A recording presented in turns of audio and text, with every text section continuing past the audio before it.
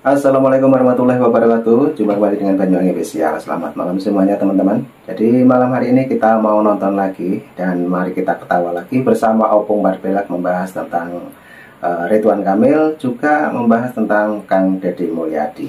Oke, kita siapkan dulu untuk videonya, langsung kita tonton. Inilah kelucuan Opung Barbelak membahas tentang Ridwan Kamil. Lanjut. Di media sosial sedang ramai belakangan ini ya, orang-orang sudah mulai membanding-bandingkan gubernur Jawa Barat yang sekarang dengan yang sebelumnya. Seru. Kang Deddy Mulyadi versus Ridwan Kamil. Kang Deddy Mulyadi masuk ke parit, Ridwan Kamil gak pernah.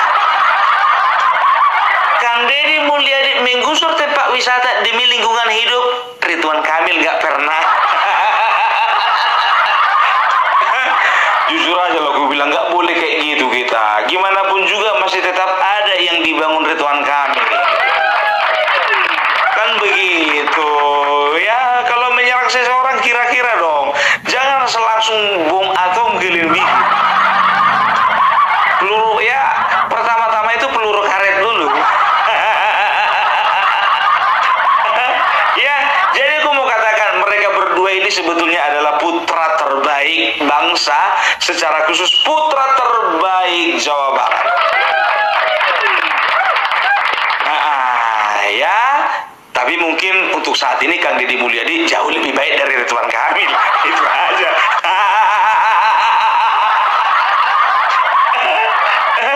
Aku tidak sedang mendewakan seseorang dan menjatuhkan seseorang, tidak ya. Karena fokusnya kita sekarang ini adalah mengenai pengungkapan kasus di Bank Jawa Barat BJB. Ya, terkait dengan ini, apa sih keterlibatan RK sehingga tempat pertama kali yang digeledah adalah rumahnya RK. Kami KPK dalam melaksanakan upaya paksa penggeledahan tentunya ada petunjuk-petunjuk sebelumnya yang telah kita dapatkan, sehingga kami melakukan penggeledahan terhadap beberapa tempat, dan pada saat itu memang secara random adalah satu keputusan saya selaku Kasatgas yang menangani perkara tersebut. Siapa yang prioritas pertama saya geledah adalah memang rumahnya saudara RK, karena mungkin itu adalah hal yang terpenting yang akan kami lakukan pertama kali. Itu adalah salah satu teknis kami penyidikan yang mungkin tidak bisa dijelaskan secara detail di sini. Kemudian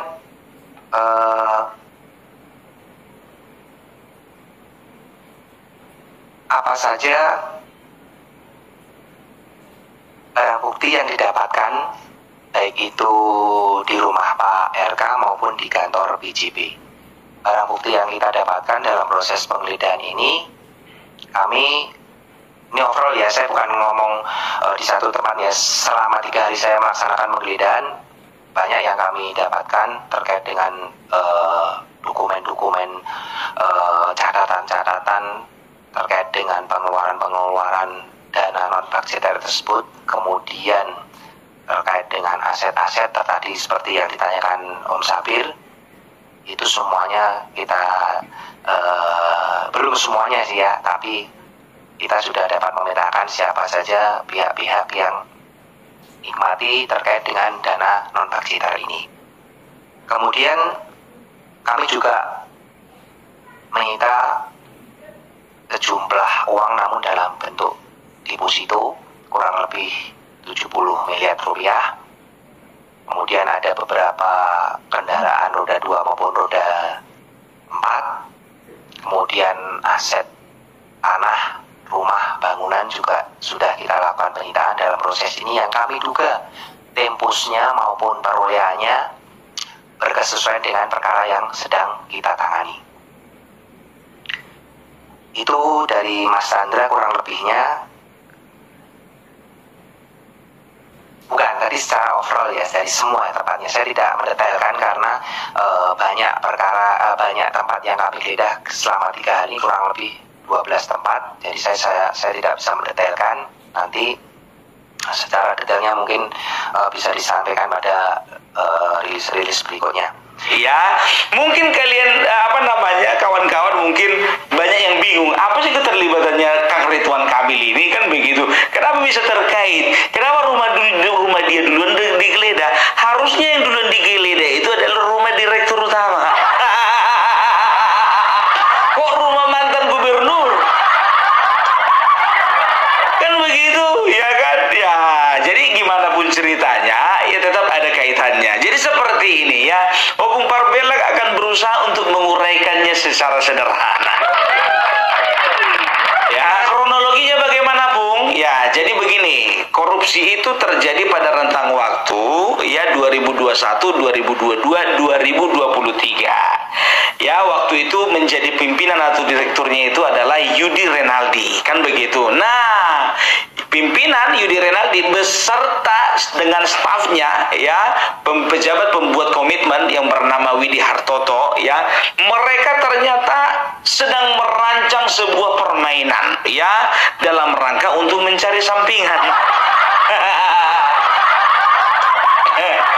Kan kita pernah melihat kan ya, ada seorang katakanlah pegawai negeri ya, pulang kerja nyambi dia sebagai petugas sebagai tukang ojek online, ada kerja tambal ban, ada jadi petani, ada jadi pedagang, kan seperti itu. Nah, mereka ini langsung high level, high class. Mereka mencari uang samping dengan cara merampok uang negara. Waduh, ini keren sekali nih penjelasannya Opung. Terutama untuk teman-teman setia dari Banyuwangi Official, pasti bisa ketawa ini kalau kita mendengarkan obrolannya Opung dan sekaligus penjelasannya juga. Oke, lanjut lagi Opung Parbelak. Kelas kakap, Pak, kelas kakap. Pasen. Aduh. Ya. Nah, jadi dengan cara apa? Jadi begini. Jadi setiap perusahaan, ya baik itu perusahaan penghasil barang ya berupa produk barang atau jasa ya, termasuk itu bank, mereka itu perlu yang namanya promosi. Supaya apa? Supaya semakin banyak menarik customer. Tidak ada ubahnya dengan Bank Jawa Barat, kan begitu. Mereka itu promosi dengan cara apa? Salah satunya dengan cara iklan. Iklan di media cetak dan juga iklan di media online, kan begitu. Nah,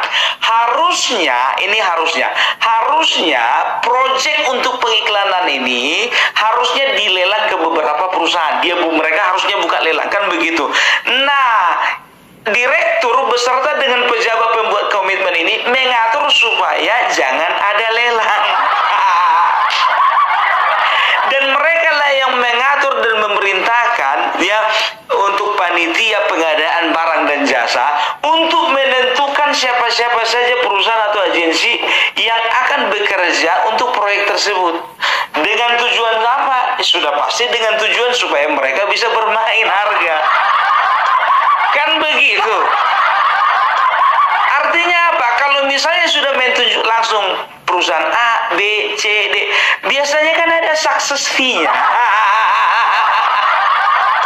Jadi diterangkan memang betul ya, tujuan mereka itu untuk mengambil fee. Kalau lelang kan nanti kan fee-nya kecil, katakanlah kan betul kalau sesuai dengan prosedur. Tapi kalau menunjuk langsung kan mereka itu pasti wanitiro. Kan begitu. Dari situ aja mereka, tapi ini belum terdeteksi ya berapa yang mereka dapatkan dari perusahaan-perusahaan tersebut. Nah, mereka hindarilah lelang, ditunjuklah perusahaan ini ya. Perusahaan A bertanggung jawab ya untuk mengiklan di media A, B, C, D, E. Perusahaan yang kedua bertanggung jawab untuk mengiklan di E, F, G, H, I. Yang perusahaan ketiga J, K, dan seterusnya, kan begitu. Nah, mereka pun juga mendapatkan proyek dengan porsi yang berbeda. Ada yang 40 miliar ya, ada yang 60 miliar, ada yang 30 miliar dan sebagainya, kan begitu.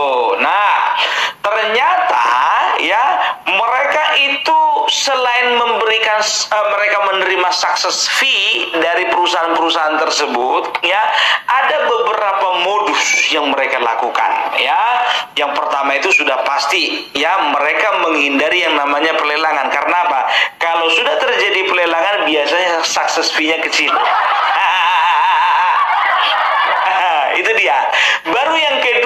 ya. Yang kedua dalam pembuatan harga penyusunan sendiri atau HPS ya. Jadi di dalam harga penyusunan sendiri ini disusun bukan berdasarkan harga dari pekerjaan, tapi berdasarkan dari fee.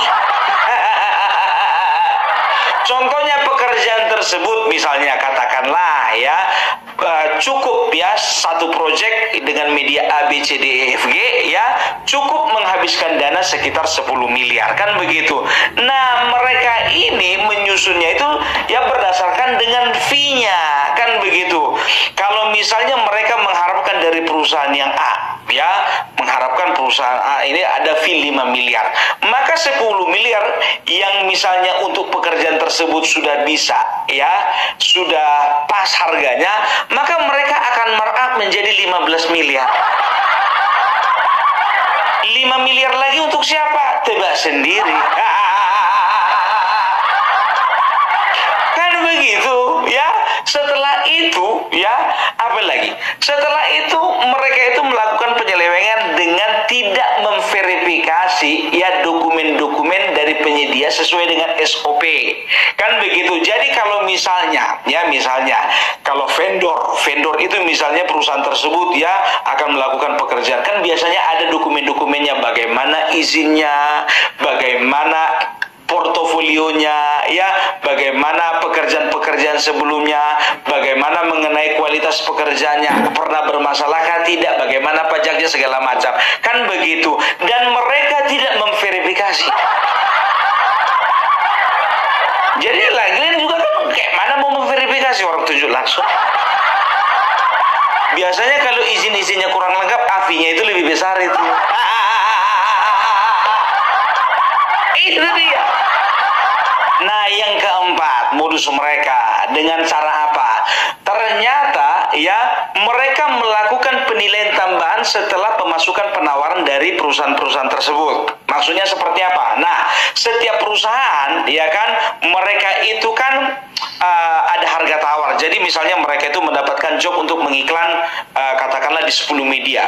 Di 10 media ini ya setelah setelah dibikin budgetnya, ternyata mereka itu dapatlah harga katakanlah 20 miliar. Nah, harga itulah yang dimasukkan atau yang diserahkan kepada pihak Bank Jawa Barat. Kan begitu.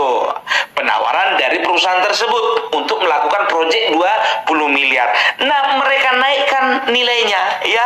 Katakanlah misalnya ditambahkan 10 miliar. Jadi harga tawarnya itu ya setelah nyampe sama mereka revisi menjadi 30 miliar. Penawaran dari perusahaan 20 miliar ya laporan mereka revisi menjadi 30 miliar. Ada selisih 10 miliar. Untuk siapa itu? Ya untuk mereka, siapa lagi? Kan begitu. Ada dua kemungkinan ya, perusahaan itu tahu ataupun tidak tahu. Kan begitu.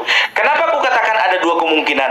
Nah, dari 6 perusahaan yang mendapatkan proyek tersebut ya, itu cuma 3 orang yang tersangkut paut yang ditangkap, yang sudah dijadikan tersangka. Kan begitu, harusnya mereka semua kena dong. Berarti ada yang tahu, ada yang nggak tahu. Nah, kan begitu. Nah setelah di total dari 6 perusahaan tersebut, perusahaan A, B, C, D, E, F, G, H ya, didapatlah semuanya total pekerjaan itu ya dengan harga yang berbeda. Totalnya itu hanya sekitar 187 miliar. Masuk harga penawaran kepada Bank Jawa Barat, kepada direktur, kan begitu, kepada panitia. Nah, ternyata mereka revisi, mereka sulap ya, naiklah menjadi 409 miliar. Nah, didapatlah selisih ya.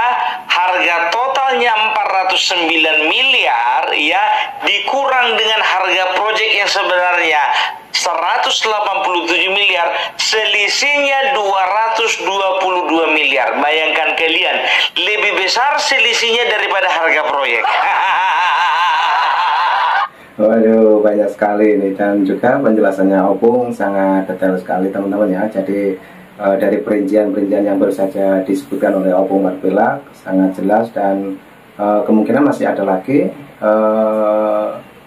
penjelasan dari Opung Barbelak yang mengenai vendor-vendor yang diserahkan oleh Ridwan Kamil ya teman-teman.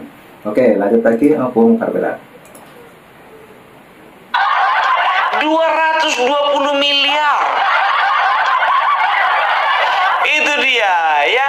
Dan 220 miliar ini mereka gunakan ya, nggak tahu entah memang betul nyata, real, atau seolah-olah mereka gunakan untuk dana non-budgeter. Kan begitu. Apa itu dana non-budgeter? Dana non-budgeter itu adalah dana yang tidak masuk di dalam APBN ataupun APBD. Sering disebut dengan dana taktis. Untuk apa gunanya itu? Ya untuk kebutuhan-kebutuhan yang bersifat katakanlah emergensi, kan begitu menurut mereka. Nah, apa sangkut pautnya dengan Ridwan Kamil? Jadi begini, yang pertama ya, seorang gubernur sama seperti kasusnya Ganjar Pranowo terhadap Bank Jawa Tengah ya, seorang gubernur itu dia biasanya menjadi pengendali di bank daerah. Gitu dia.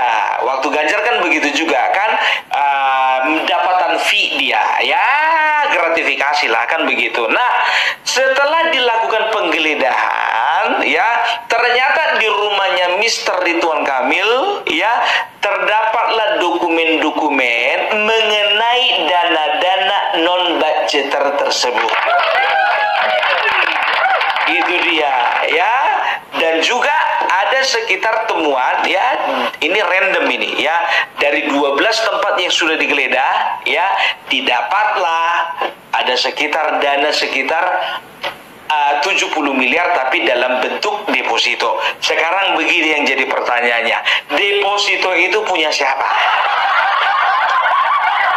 Kan begitu ya.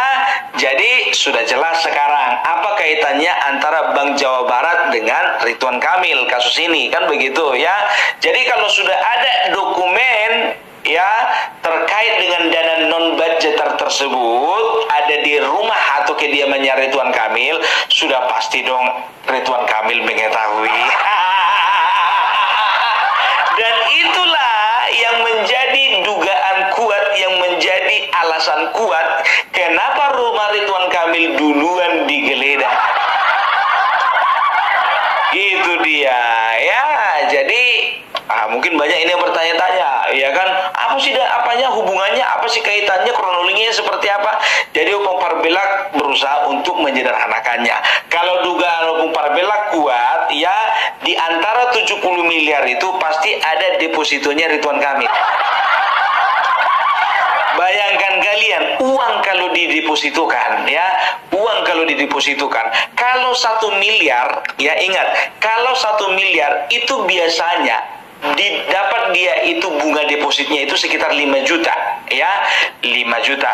Kalau 10 miliar dapat 50 juta. Kalau 70 miliar berarti dia dapat bunga, dia makan bunga sekitar 350 juta.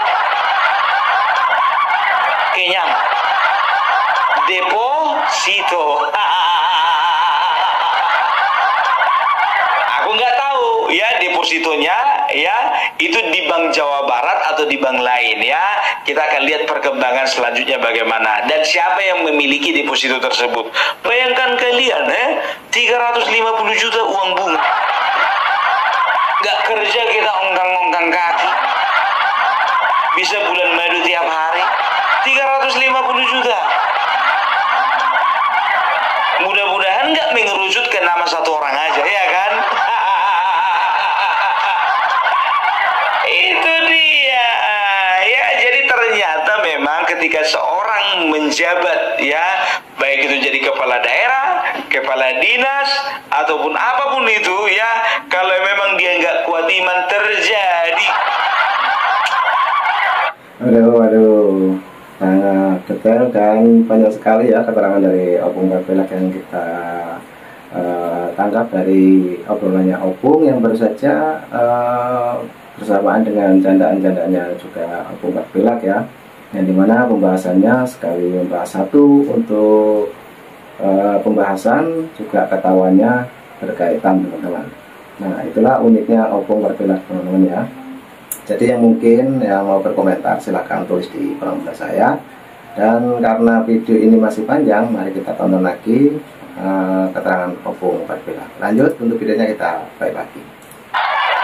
Aduh, pantaslah ya, kawan-kawan sudah mulai membanding-bandingkan Kang Deddy Mulyadi dengan yang namanya Ridwan Kamil.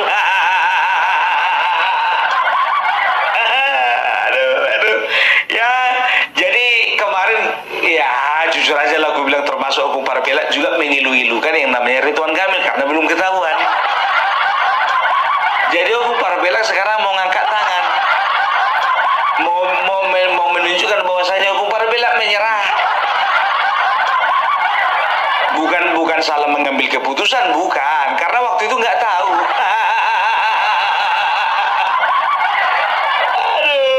aduh, ya mudah-mudahan ini masalah ini bisa cepat selesai.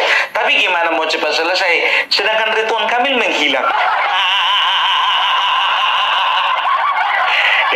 Dikait-kaitkanlah sama Partai Golkar, ditanya wartawan sama orang-orang di Partai Golkar, kami nggak tahu di mana keberadaannya. Dan Golkar juga mengatakan bahwasanya ini masalah Ridwan Kamil nggak ada hubungannya sama Golkar, dia itu kader baru. Kalau nggak salah sebelumnya di Partai Amanat Nasional. aduh ya kan, tapi ya gimana pun juga ya Bapak Ridwan Kamil, tolonglah ya, tolong berikan klarifikasi yang sejelas-jelasnya. Karena ini gimana pun juga ya, mau dia ngasih klarifikasi nggak ngasih klarifikasi ya, dia tetap akan dipanggil untuk diperiksa. Makanya opung berbelak sampai saat ini belum berani. Ini kan berdasarkan informasi yang kita ambil ya dari beberapa media dan juga beberapa informasi lainnya ya apa sangkut pautnya antara kasus Bang BJB dengan Ridwan Kamil sudah terjawab tadi ya. Cuman kalau untuk penetapan statusnya Ridwan Kamil, opung berbelak nggak berani mengatakan bahwasanya ya dia pasti ditetapkan jadi tersangka. Karena apa? Sedangkan KPK pun juga menetapkan dia jadi saksi belum. Jangan maju kali kita. Ya, tapi ingat ya, ini opung berbelak bukan tidak lembek ya kan. Opung berbelak nggak berusaha untuk kok gara-gara Ridwan Kamil lembek kau. Enggak lembek ini. Memang kayak gini ya opung berbelak, lagi kurang sehat. Lemas aku sebetulnya, lemas. Apa enggak lemas orang yang kuduga? Udahlah nggak dibayar,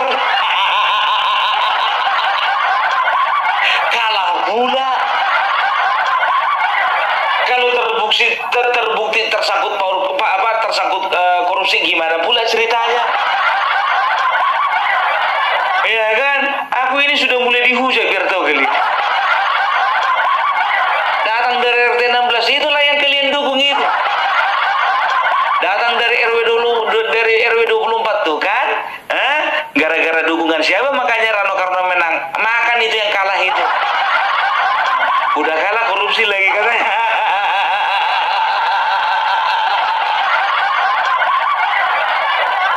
Begini aku gini. Udah baru nggak bisa lagi aku ngeliat orang. Ya, tapi itu dia. Ketika kita tahu kebenarannya, katakan salah jika salah, katakan benar jika benar. Itu dia. Jadi kita serahkan saja semuanya pada KPK ya, lakukan penyelidikan ya, kalau memang betul-betul ada bukti-bukti dan juga ada saksi yang mengarah ke sana. Kan begitu ya. Jadi untuk pendukungnya Kang Emil ya, kita mau bilang apa lagi ya, ingat ya, jangan kalian bilang itulah kami percaya Kang Emil nggak akan melakukan korupsi. Jangankan kau, istrinya pun nggak percaya, aku pun nggak percaya. Tapi kalau udah terbukti mau bilang apa? Pendukung Kang Emil, ingat ya, bukan cuma Kang Emil yang bukan cuma kalian pendukung Kang Emil, opung berbelak pun juga pendukung. Pilgub Jakarta kemarin itu opung berbelak itu berapa kali itu menyuarakan pilih Kang Emil. Pilih Kang Emil. Jangan yang lain. Coba Jakarta dulu udah ditawarin arsitek, kenapa harus milih pemain sinetron? Sampai aku bilang kayak gitu. Aduh, tapi ya itulah kecewa. Ya, tapi semuanya harus kembali kepada realita. Kita doakan saja untuk Jawa Barat boleh menemukan pemimpinnya yang lebih baik daripada Kang Emil. Siapa lagi kalau bukan Kang Deddy Mulyadi? Bapak Aing. Mana nanti Bapak Aing? Ya, jadi selamat untuk Kang Deddy Mulyadi. Kami doakan Kang Deddy Mulyadi boleh menjalankan amanahnya sebagai Gubernur Jawa Barat yang amanah dan juga memperhatikan masyarakat, ya, dan juga pembangunan di daerah Jawa Barat itu boleh semakin maju, kan begitu. Nah, kalau bisa 2 periode. Ya, kalau bisa 2 periode. Tapi kalau menurutku jujur aja lah Kang Deddy Mulyadi, 1 periode aja lah. Gimana? Setuju nggak kalau Kang Deddy Mulyadi 1 periode aja? 1 periode aja Kang Mulyadi. 2009 nanti naik jadi calon wakil presiden. Karena jujur aja ya, tangan-tangan seperti Kang Deddy Mulyadi inilah yang dibutuhkan bangsa ini untuk bangsa ini bisa lebih maju. Bung, mana bisa kayak gitu, Bung? Nanti kan calonnya dari 2029 nanti kan Bapak Prabowo kan itu mencalonkan yang kedua kalinya. Masa wakilnya dari Gerindra juga? Ya kalau emang kayak gitu mau bilang apa? Ya udahlah 2 kali lah 2 periode. Gak mau kalah, iya kan? Gimana mau dibilang? Aku juga mendukung Bapak Prabowo 2 periode. Masalah wakil kita lihat aja lah nanti kalau memang Kang Deddy Mulyadi nggak memungkinkan gara-gara 1 partai. Karena itu keputusan yang tidak strategik. Mudah-mudahan ya kan. Nanti di 2034 baru Kang Deddy Mulyadi jangan jadi wakil presiden, jadi presiden. Wakil presidennya Opung Parpelak.